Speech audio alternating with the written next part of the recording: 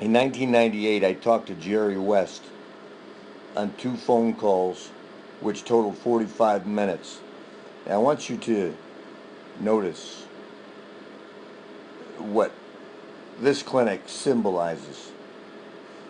When I talked to Jerry West, I called him to ask him a question. I asked if a shooter can avoid trial and error, and he related ethic and the amount of time he spent shooting.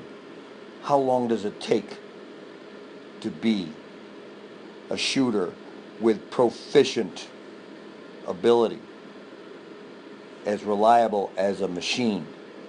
And this has to do with calculus. In any predetermined machine that is made, there is a cause and effect that will match the legitimacy of that machine. Jerry West did a clinic this day and missed no shots. He made every one that he shot. And he told the kids that he has not shot a basketball in a long time. There are two determinants that he does when he shot. And at the end of our second conversation, he told me this: yes, I do believe trial and error can be avoided. The ethic cannot be shortcutted. The practice. So I went to work. And now, 18 years later, I am making this video in respect to him speaking to someone that had no NBA experience, was a walk-on in college, and just a person who wanted to teach kids. And there are two things that I learned in 18 years.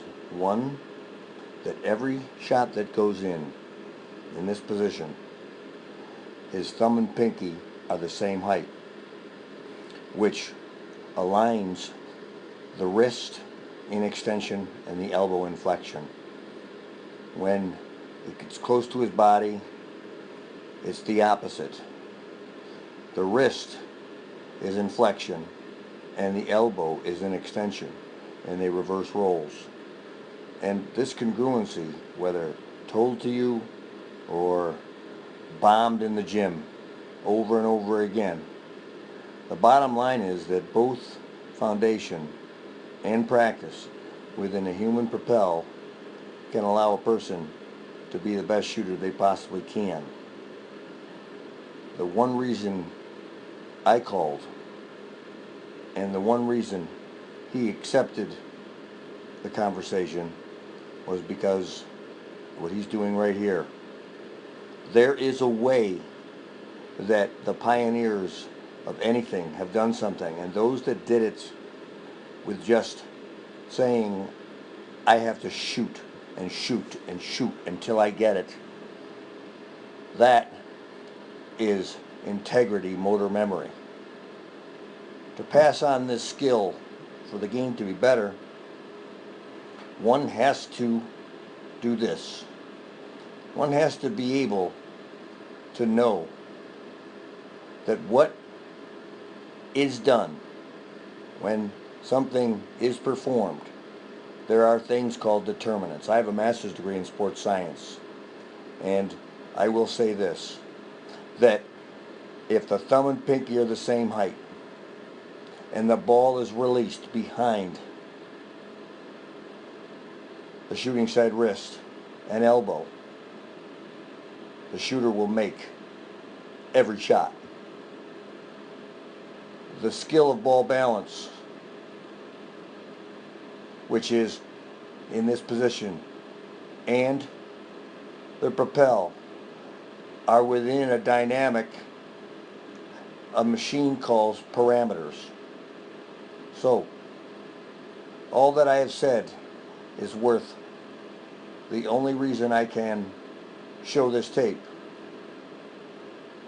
is that there's something Jerry West did every time he shot the ball. And you notice he made sure that he showed a release here, but when he released the ball, his thumb and pinky were the balancers, and between the three fingers, two of them released the ball at the same time, called webbing. And that is what we are passing on.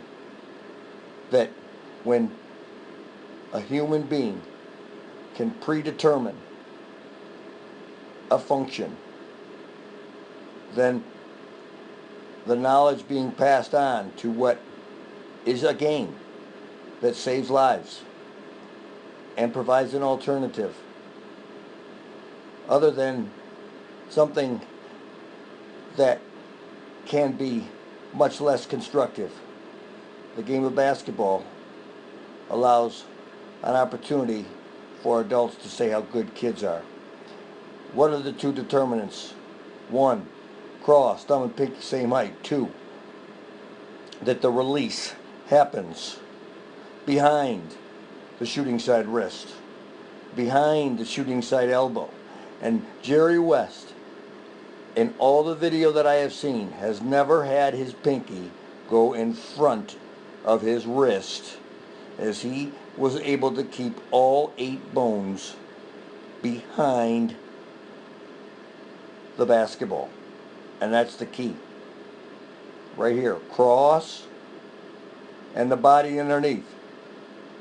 Forehead, chin, shoulder, elbow, thumb hand, shoulder, hip, kneecap, toes.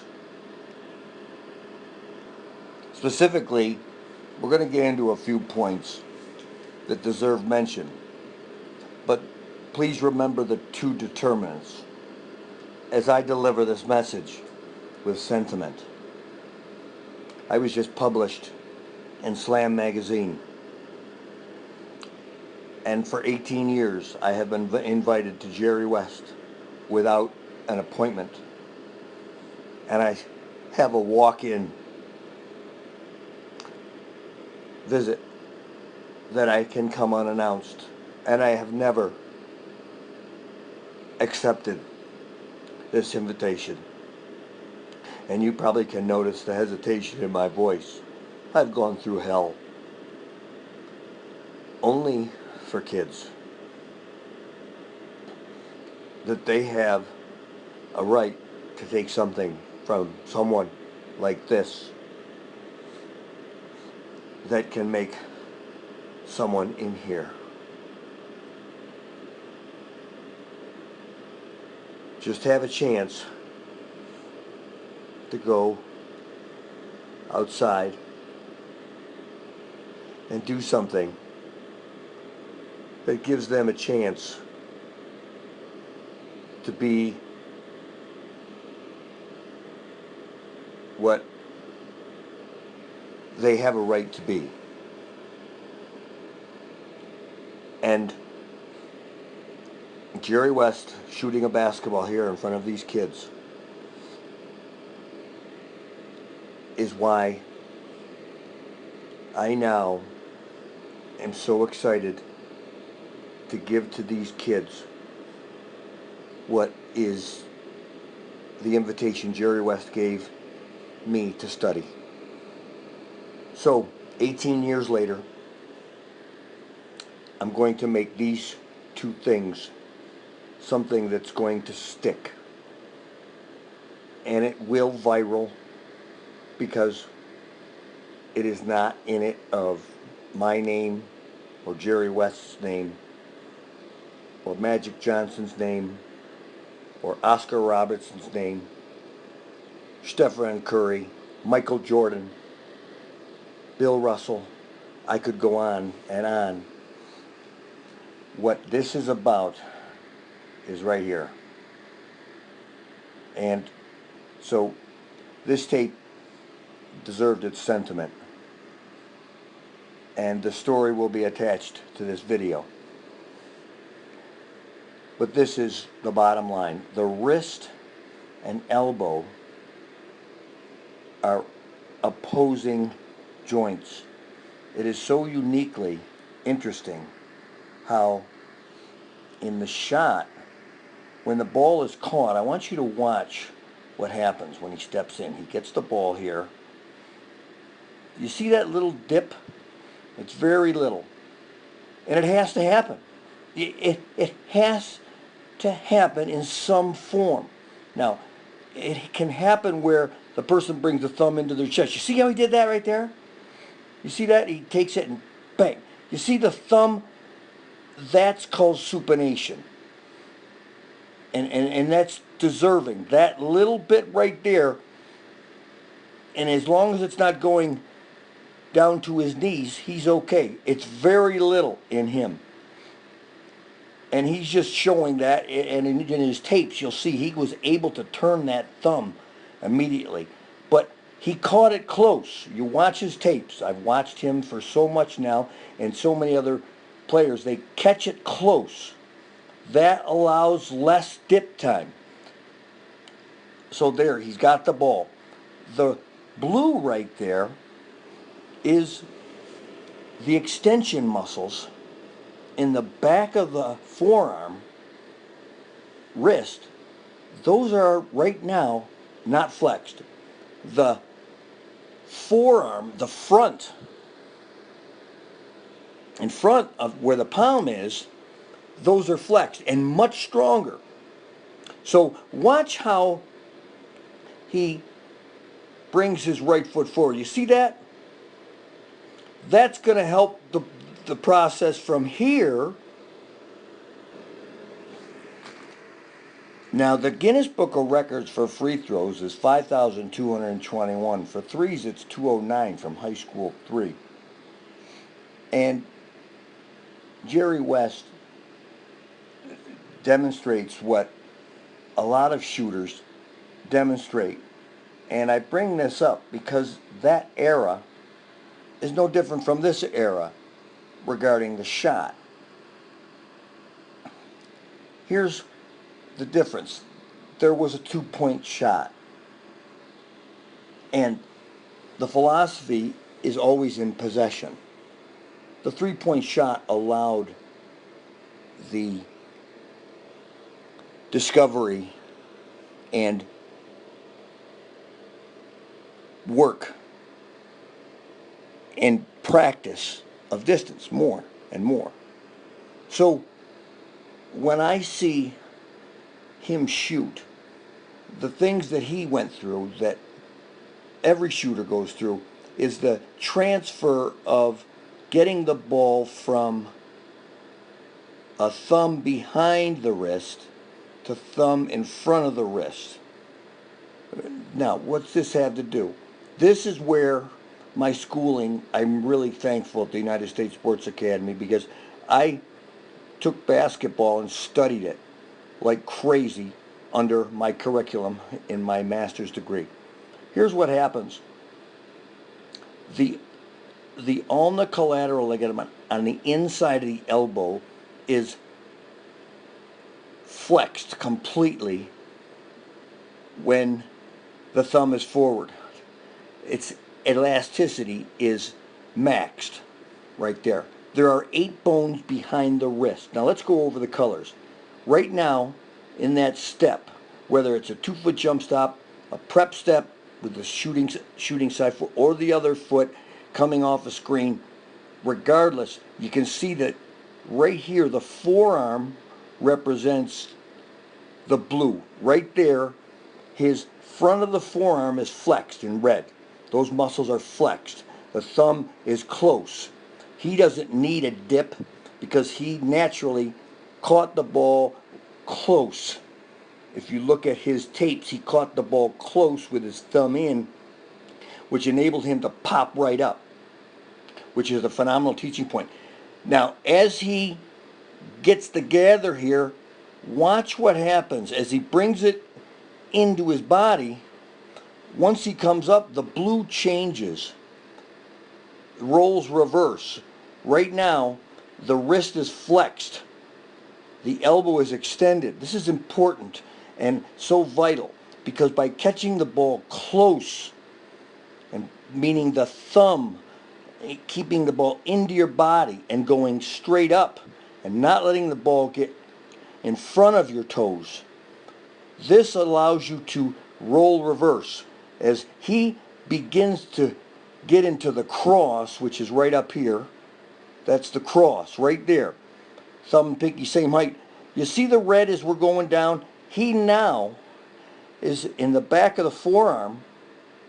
He's taking this position, roll reversal, elbows in extension, wrist is in flexion, bang. Once he starts to come up and the ball's still close to his body, the thumb is beginning to equalize with the pinky because the pinky is higher here and closer to the basket. Now him having a predetermined cross, which anatomically the human being has that thumb and pinky the same height. I cannot come out and say, do this, do that. When a shooter is prone to shoot the basketball, all of us, approved for this game, have our thumb and pinky the same height, which allows the three fingers to manipulate whether it comes off the index and middle at the same time or middle and ring, because the middle finger is higher. Familiarity-wise, we either push it off the middle and ring or the index and middle. Stephen Curry shoots off the middle and ring. Michael Jordan shot off the index and middle. Jerry West shot off the index and middle. Reggie Miller shot off the middle and ring. And that is all based on the feel. Knowing our feel makes our shot for real. So this transference is very vital to know. So now that it's not subliminal any longer, it is a preset. Roll reverse. Bang. Now the back of the arm is much weaker than the front of the arm, and that is why it's so much harder the further we move back to keep this flexed. The thumb drops and the pinky goes forward, and as the mistake, because the muscles in the back actually, the more we try and get the thumb and pinky the same height, those muscles and bony structures in the back click and actually trip one another. Wow, that is so cool, and I'll tell you why. I never knew that. So in my shooting, I've made 293 threes in a row. Now I'm close to making 1,000 threes in a row from high school range, only because of knowing that if I can fight through the shrapnel and avoid this blue right here, reversing rolls, I got it. And that's vital to know that, because what happens right here is it clicks. Now, why Jerry West? I have looked at tapes of him for a long time now, and phenomenally what happens in his shot is he never, ever, that I saw, let his pinky go in front of the wrist. He always had that flick of the wrist. See that? If we overfollow through, we're going to get a lower release, but he doesn't. So his apex is phenomenal. Let's go into that. This is cool. He's getting cross, thumb and pinky same height. So that, it's amazing. It enables the body below. And I'm going to actually draw something from his body below after we do this. So with the cross, two fingers same height. He's shooting off his index and middle. We're going to watch the apex of his shot. Now there are two determinants. And this one right here is what has taken me 18 years just to be able to analyze. There are a lot of folks involved in this, as I am just together a messenger, as I have had a lot of help, so this will come out in the appropriate way. Let's look at what's happening here. Now, in this position, and this is exciting, it really is, because we can dictate and analyze the phenomenal capacity for an individual to utilize what is called G-force. He is releasing the ball at 124 degrees. Now, the wrist extension fingers are all the way back in a position. He is releasing the ball at 124 degrees relative. But phenomenally, he shoots the ball at 105 degrees. Here's why. His wrist is at the green. His fingertips are at the yellow. And this angle, as you notice, is going to directly relate to the apex of pushing the ball up and out. What does this do? By keeping the fingers behind the wrist and elbow, it demands ball balance due to force upward and gravity downward. This is something that in looking at shooters, I went and looked for the best difference. And I found Jerry West to have that. And that means that his fingers were at 105 relative to his elbow and shoulder. G-force is 19 degrees more. So he's getting phenomenal force upward and gravity downward, which causes that ride that you go on at the carnival when it spins round and round and it sucks you in to the back of the wall and your cheeks on your face kind of get pressed in. That's G-force. And that's why in the shots that we've shown you, his ball just comes off his hand with such a steady flow. So we went over so very little, but so very much happens here. And his release point is the same. And here's the integrity. And that is the teaching point.